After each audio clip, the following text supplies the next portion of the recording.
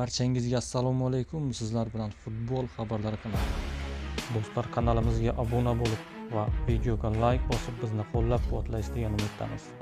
O'zbekiston milliy terma jamoasi hujumchisi Eldor Shomurodov Italiyaning Cagliari klubida debyut golini urdi. Shomurodov ikkinchi taymning 46-daqiqasida maydonga tushdi va 51 hamda 76 daqiqalarda gol urib, dubl qayd etdi. Angliyaning Newcastle klubi egasi Amanda Stavelli yaqin kelajakda Saudiya klublari ham Yevropa Chempionlar Ligasida ishtirok etishi mumkinligi haqida gapirdi. Ishonchim komil, bir kun kelib Saudiya klublari ham Chempionlar Ligasida o'ynaydi. Ammo bu qachon bo'lishini aniq bilmayman. Lekin bu ko'p vaqt talab qilmaydi. Angliyaning Arsenal klubi o'z uyida Brentfordni mag'lub etdi va ketma-ket 8-g'alabasini qo'lga kiritdi. Gollarni Declan Rice 19-daqiqada va Kai Havertz 86-daqiqada urishdi.